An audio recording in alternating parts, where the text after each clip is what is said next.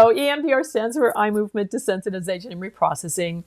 It was developed in the 80s, the mid 80s, by psychologist Francine Shapiro, who at the time was a graduate student in clinical psychology. So since her discovery and the original work with EMDR, we've been evolving it, especially what we call attachment-focused EMDR. But I'll give you the basic idea. The idea is that when a trauma occurs, it gets locked in the nervous system and the way it went in, with the image, the emotions, the body sensations, and the thoughts or beliefs that go in at the time. So they go in fragmented form. And our natural healing system that we all have, when we have a functioning brain, I have to say, our naturally healing system is disrupted because of the traumatic experience. And so reminders of it, smells, sounds, things like that, light up the entire nervous system because it's all on the right side of the brain. What EMDR does, what we do with EMDR is we create safety first through resourcing and stabilization, and then we light up the trauma network. We light up the nervous system where the trauma is stored with the image, the emotions, the body sensations, and whatever those erroneous beliefs are that get locked in at the time.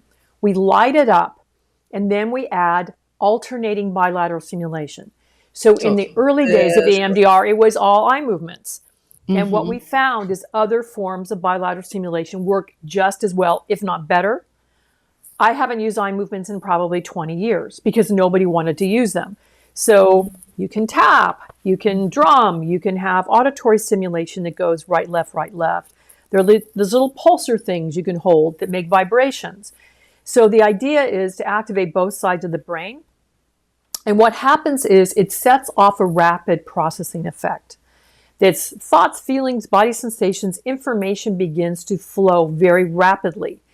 And it moves the person to what we call an adaptive resolution. You move towards health and wholeness. So this natural healing system that we have that's disrupted with the trauma gets kick-started with the bilateral stimulation. And so you move thoughts, feelings, all this stuff. We go for a while, we check in. We go for a while, we check in. And by the end of the session, the person feels the incident, feels like it happened a long time ago. You no longer feel as connected to it. You have appropriate beliefs about yourself. It might just be it happened, or I'm okay as I am, or I'm safe now. The emotional charge is gone. And so this is kind of the idea with EMDR.